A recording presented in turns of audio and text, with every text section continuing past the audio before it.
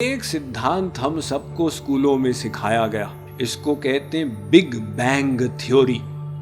Big bang theory कहती है कि एक गोला था, तो वो बहुत घना था और धमाके के कारण फट गया, तो फट के बिखरा और ठंडा हो गया, तो ठंडे होने से ये संसार बन गया। अर्थात ये बिना ईश्वर की शक्ति के केवल एक गोले के धमाके के कारण ये संसार बना है। अगर आप कहें भगवान ने बनाया, अरे ये अनसाइंटिफिक। धमाके से बना, हाँ ये साइंटिफिक। तो बताइए, धमाके से सामान बनता है क्या?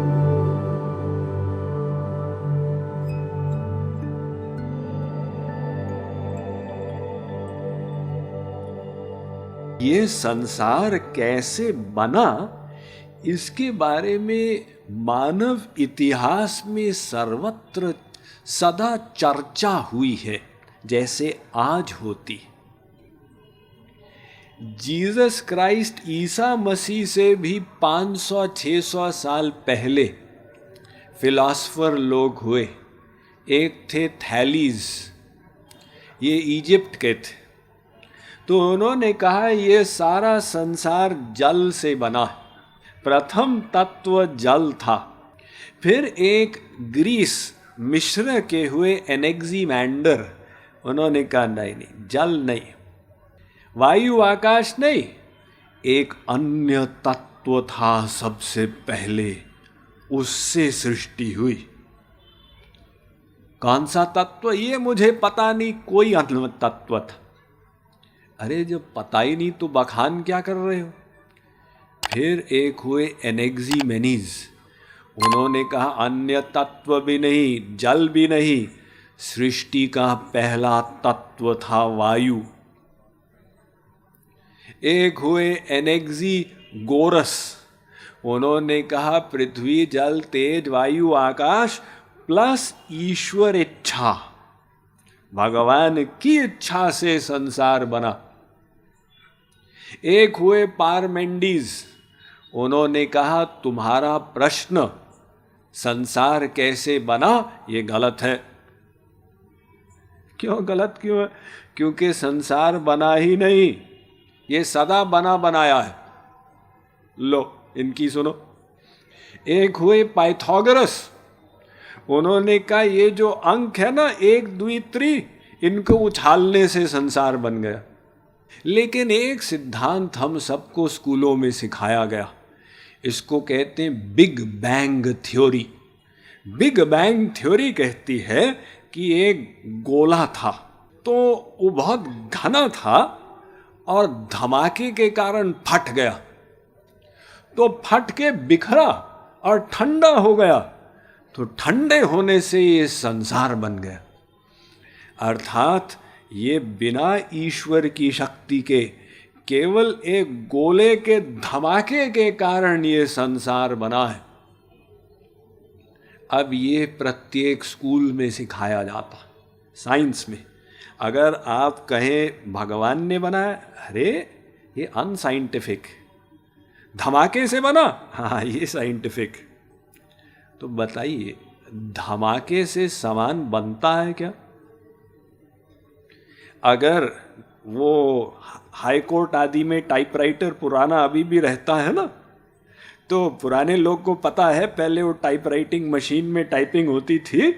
मान लो एक व्यक्ति कहे मेरी टाइपराइटर की दुकान है, हाँ, तो रात में धमाका हुआ, तो वो बाय चांस सही सही चाबी उसकी दबने लगी, और फिर वो पूरी लाइन जब भर गई, बाय चांस वो घोड़ी फिर से ऑटोमेटिक पीछे चली गई, तो बाय चांस फिर से सही अक्षर दबने लगे। ऐसे बाय चांस पूरा पेज भर गया। फिर बाय चांस पेज उड़ के टेबल पे पहुंच गया, और बाय चांस एक और पेज वहाँ पे आ गया। तो फिर वो भी उसकी चाबियाँ बाय चांस ठीक ठीक दबने लगी। ऐसे करते वो पेज भी बाय चांस यहाँ पे पहुँचा। तो मैंने जब सुबह अपनी दुकान खोली, मैंने देखा कि महाकवि कालिदास का महाकाव्यम शकुंतलम वहाँ पे पड़ा हुआ था। आप कहें तुम हाफ मैड नहीं फुल मैड हो। अरे भी ये धमाके से नहीं बना है, किसी बुद्धिमान ने बनाया। ऐसे ही ये इतना विचित्र संसार, इसकी नियमावली को वैज्ञानिक लोग समझ नहीं पा रहे हैं। वैज्ञानिक लोग आज तक कोई नया तत्व नहीं बनाए, ब्रह्मा जी के बनाए हुए तत्वों को प्लस माइनस करते रहते हैं। वैज्ञानिक लोग एक सफेद बाल को परमानेंट काला नहीं कर पाते, इसलिए लोगों को बार बार डाई लगानी पड़ती है। और बाल बनाने का तो प्रश्न ही नहीं है। अब वैज्ञान ये कहता है भाई हम उस बात को मानेंगे जिसका प्रमाण है। तो भगवान ने संसार बनाया, इसका ये ऑटोमेटिक संसार बना बिना भगवान के, इसका प्रमाण दे दो। आप कोई तत्व को छोड़ो, आप एक मच्छर बना दो। वैज्ञानिक महोदय, मच्छर बना सकते हो? नहीं, ये तो नहीं बना सकते। तो ये मनुष्य ऑटोमेटिक कैसे बन गया? कोई वस्तु ऑटोमेटिक नहीं बनती है। मान लो एक घड़ा है, अब आप किसी से पूछें क्यों जी ये घड़ा कैसे बना, वो कहता है मिट्टी से बना। नहीं, हाँ मिट्टी से बना। अच्छा देखो, वहाँ पे मिट्टी का ढेर है, आप जाके बोलिए ए मिट्टी देवी घड़ा बन जा, वो घड़ा नहीं बनेगी, लोग हमको पागल कहेंगे। नहीं साहब, मिट्टी तो हो लेकिन बनाने के उपकरण, दंड, चक्र, सूत्र भी हो। अच्छा बाबा, सब उपकरण ले लो, अब घड़ा बना? अभी भी नहीं बना। क्यों? वो बनाने वाला कुम्हार नहीं था। ये देखिए, कुम्हार की आवश्यकता पड़ी ना, यानी रॉ मटेरियल भी चाहिए, टूल्स भी चाहिए, बनाने वाला भी चाहिए, मिस्त्री। मान लो कि कुम्हार भी उपस्थित हो जाए, अब तो घड़ा बनेगा? अभी भी नहीं बनेगा। आप एक नक्काशी सुराही बाहर ले जाइए, अहमदाबाद से बाहर छोटे गांव में, और वहाँ एक कुम्हार से पूछिए, क्यों भाई तुम कुम्हार हो? जी हाँ। तुम ये नक्काशी सुराही बना सकते हो? जी नहीं साहब। तुम्हारे पास मिट्टी नहीं है, दंड सूत्र नहीं है? हाँ जी सब है। फिर मेरे पास बनाने का ज्ञान नहीं है, मैं तो गांव का कुम्हार हूं ना, तो अपना एड़ा बेड़ा सुराही बनाता हूं। ये नक्काशी सुराही बनाना, ये टेक्नोलॉजी मेरे पास नहीं है। देखिए, वो बनाने वाला कुम्हार तो था, उसके पास रॉ मटेरियल और टूल्स भी थे, ज्ञान नहीं था, नॉलेज नहीं थी, फिर से सामान नहीं बना।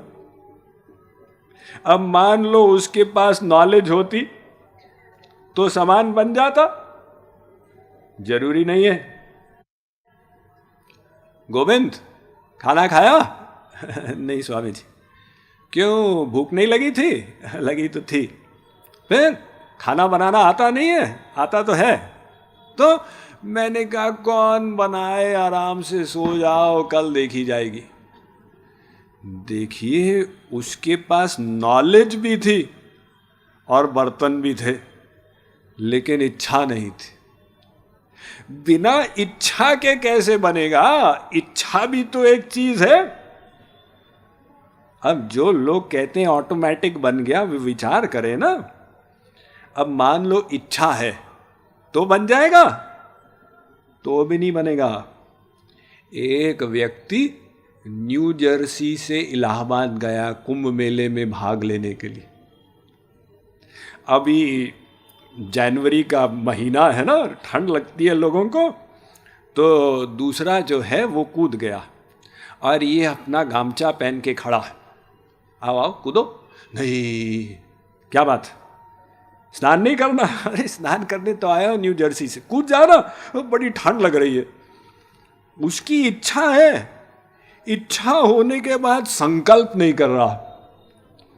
बिना संकल्प के कैसे होगा?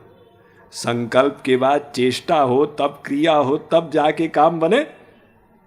इसलिए हमारा न्याय दर्शन कहता है ज्ञानजन्या भवेद इच्छा ही इच्छा जन्या भवेद कृति कृतिजन्या भवेद चेष्टा चेष्टा जन्या क्रियोच्यते।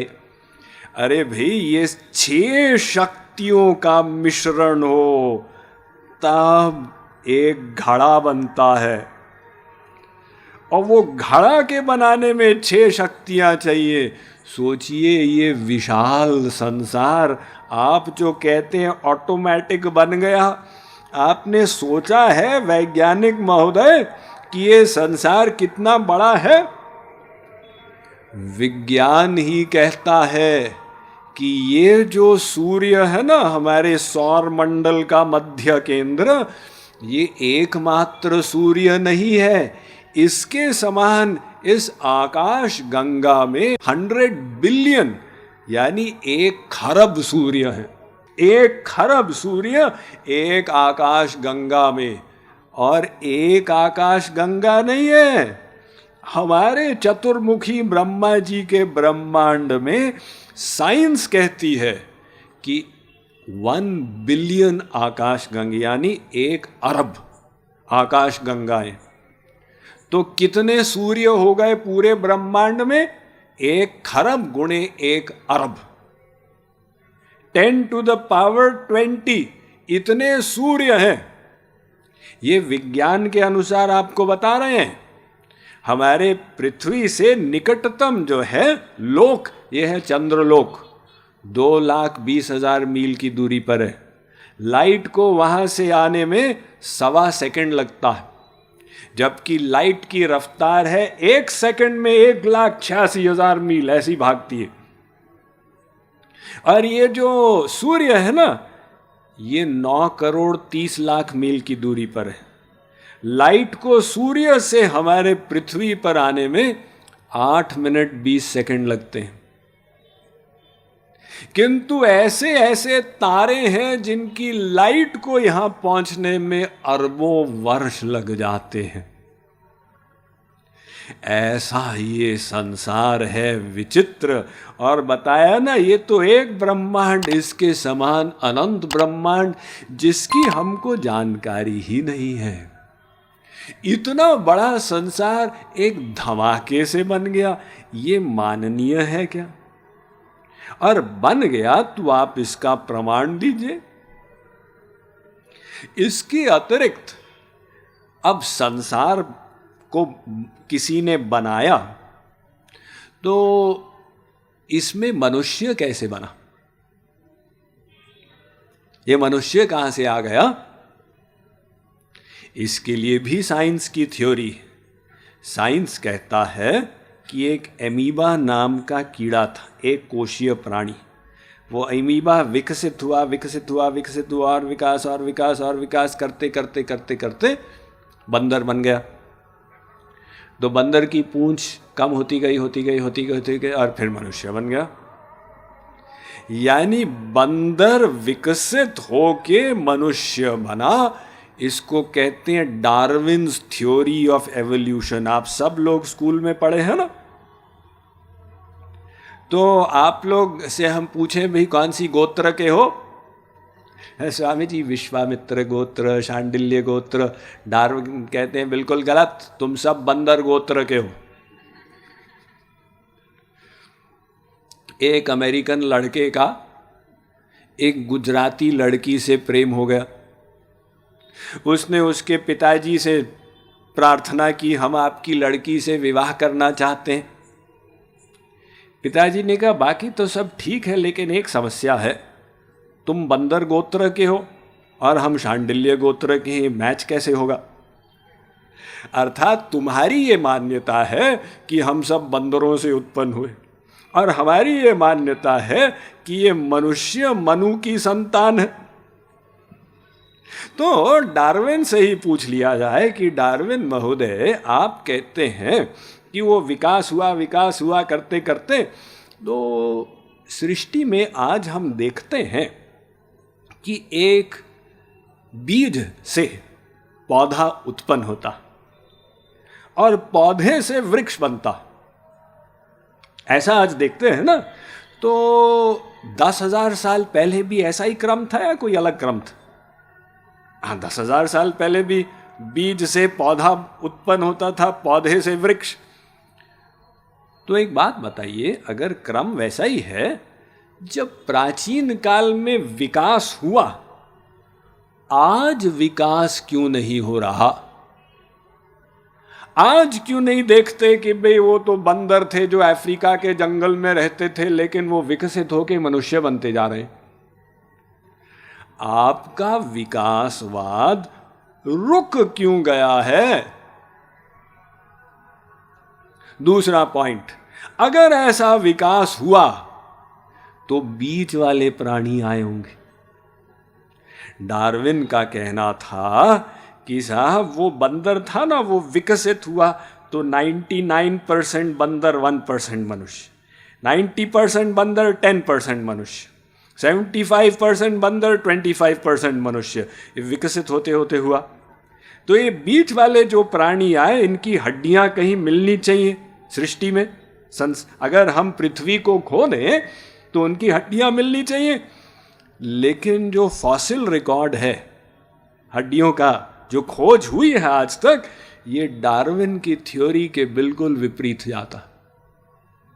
साइंटिस्ट खोजते रहते हैं भी मिसिंग लिंक निकले, बंदर और मनुष्य की मिसिंग लिंक। हम कहते हैं अरे भी एक मिसिंग लिंक तो मिलती नहीं है, ये 84 लाख में और कोई मिसिंग लिंक निकाल दो। अगर ऐसा है कि वो बिल्ली से शेर बना तो बीच वाले प्राणी की निकालो ना। ऐसा क्यों कि 84 लाख ही मिसिंग लिंक गायब हैं? फिर हम कौन से प्रमाण पे मान लें कि ये इस प्रकार से कोई विकास हुआ? अब आप कहें नहीं, हमको लगता है। लगता है से क्या होगा? कोई पहली बार अगर अहमदाबाद आए कोई दूसरे लोक से और मारुति 800 देखे और फिर उसके बाद सेंट्रो देखे और एम्बेसडर देखे, तो कहे भाई ये मारुति विकसित होके सेंट्रो बनी होगी और ये सेंट्रो विकसित होके एम्बेसडर बनी होगी। तो लगता है, प्रमाणित करो ना बात को। कैसे, उसका प्रमाण क्या, किस आधार पे मान लें? डार्विन से पूछें कि डार्विन महोदय, आपका सिद्धांत तो हम नहीं मान सकते, आप ये बताइए ये संसार कितना पुराना है, यही बता दीजिए। तो डार्विन के एक फॉलोअर हुए हैकल, उन्होंने कहा संसार को बने 8,20,000 वर्ष हुए। 8,20,000 वर्ष। आजकल के जो भूगर्भ शास्त्री जियोलॉजिस्ट है ना, वो कहते हैं कि ये संसार 13 अरब 13 बिलियन ईयर्स पुराना है। और ये हैकल महोदय कह रहे हैं कि उसको 8,20,000 वर्ष हुए। और आश्चर्य की बात सुनिए, एक अमेरिका में वैज्ञानिक थे जॉन टी रोड, उन्होंने अपने घर के लिए खुदाई की, उनको एक जूता मिला। उसकी उन्होंने जांच की तो पता चला ये जूता 60 लाख वर्ष पुराना है। 60 लाख वर्ष पुराना ये जूता है। और हैकल महोदय कह रहे हैं कि सृष्टि को बने 8,20,000 वर्ष हुए। और यदि हमारे वेदों से सुनना चाहे ना, वो भी सुन लीजिए। हमारा वेद कहता है कि देखो, ये सृष्टि 1,97,29,49,000 और 114 वर्ष पुरानी है। आप कहिए वेदों को एग्जैक्ट कैसे पता चल गया? देखिए, वेद कहता है कि ये जो है ना कलयुग, ये 4,32,000 वर्ष का है। इससे पहले था द्वापर युग, इसका डबल 8,64,000 वर्ष। इससे पहले था त्रेता युग, कलयुग का 3 गुना 12,96,000 वर्ष। इससे पहले था सतयुग, कलयुग का 4 गुना 17,28,000 वर्ष। ये मिलकर एक चतुर्युग बने 43,20,000 वर्ष। ये चतुर्युग यदि 71 बार बीत जाए तो उसको एक मनवंतर कहते हैं। एक मनु जी का समय, ये 31 करोड़ 66 लाख 20,000 वर्ष का एक मनवंतर। ऐसे 14 मनवंतर बीते तो ब्रह्मा जी का एक दिन आता है। वो ब्रह्मा जी का जो एक दिन है उसको कहते हैं कल्प। वो कितना है? 4 अरब 32 करोड़ वर्ष ब्रह्मा जी का एक दिन, कल्प। ये संपूर्ण मृत्युलोक में काल की सबसे बड़ी यूनिट। किसी को कभी जैसे यूनिट होते हैं ना, 1 फुट, 1 गज, 1 मील इत्यादि, तो काल की यूनिट्स 1 सेकंड, 1 मिनट। तो हमारे वेद में यूनिट है 1 कल्प। 1 कल्प कितना है जी? 4 अरब 32 करोड़ वर्ष। हे भगवान, इतनी बड़ी यूनिट! अरे ब्रह्मा जी का एक दिन है, उसके बराबर ब्रह्मा जी की रात्रि है। ये दिन रात के हिसाब से ब्रह्मा जी की आयु 100 वर्ष की होती है, यानी 31 नील 12 खरब 40 अरब वर्ष। और हमारे जो चतुर्मुखी ब्रह्मा है ना, उनके 50 वर्ष बीत चुके हैं, गोल्डन जुबली मना चुके हैं। 51वें वर्ष का पहला दिन है, इसे कहते हैं श्वेत वराह कल्प। वो श्वेत वराह कल्प में 6 मनवंतर बीत चुके हैं, 7वां वैवस्वत मनवंतर चल रहा है। इसमें 27 चतुर्युग बीत चुके हैं, 28वां चतुर्युग चल रहा है। इसमें सतयुग, त्रेतायुग, द्वापर युग बीत चुके हैं, ये कलयुग चल रहा है। और कलयुग के 5114 वर्ष बीत चुके हैं। सब नपातुला हिसाब है ना। तो इतना बड़ा ये संसार, ये कैसे बना? श्री कृष्ण कहते हैं, अर्जुन ये सब ऑटोमेटिक आदि नहीं बना, इसको बनाने वाला मैं हूँ। मैं अपनी माया शक्ति को गवर्न करके इसको बनाता हूँ और फिर इसको अपने अंदर सम्मिलित कर लेता हूँ।